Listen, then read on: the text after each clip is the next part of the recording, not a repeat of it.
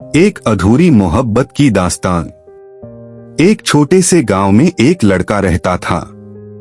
उसके घर के बिल्कुल बगल में एक लड़की का घर था। दोनों का घर इतने करीब थे कि बचपन से ही एक दूसरे के आंगन में आना जाना लगा रहता था। बचपन में वो बस पड़ोसी थे, बस हाय हेलो तक की बात, कोई खास रिश्ता या जुड़ाव नहीं था। समय बीतता गया। धीरे धीरे जब लड़का बड़ा हुआ तो उसे महसूस होने लगा कि उसे उस लड़की से एक अलग सा लगाव हो रहा है। वो एहसास दोस्ती से बढ़कर था, वो असल में मोहब्बत थी।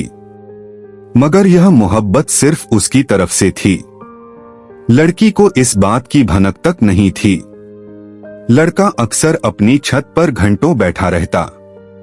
बाहर से देखने वाले सोचते होंगे कि वो हवा खाने आया है, लेकिन हकीकत ये थी कि वो सिर्फ उस लड़की की एक झलक पाने के लिए वहां बैठा रहता था। उसका दिल तो करता कि जाकर साफ साफ कह दे, लेकिन उसकी शर्मीली आदत और डर ने कभी उसे इजाजत नहीं दी। फिर एक दिन वो अपनी इस गुप्त मोहब्बत का राज अपनी बहन के बेटे से बांट बैठा। उसे लगा कि शायद वो समझेगा, उसका राज अपने दिल में सुरक्षित रखेगा। लेकिन किस्मत को कुछ और ही मंजूर था। जिस पर उसे सबसे ज्यादा भरोसा था, वही उसके साथ धोखा कर गया।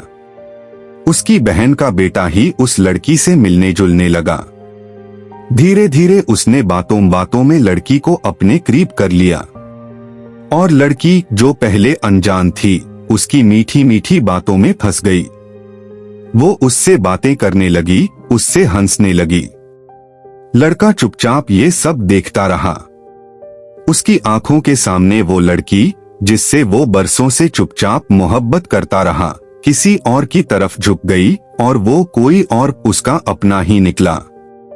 वो दिल टूटा हुआ लड़का बस अपनी छत पर बैठा रहता, जैसे पहले बैठता था।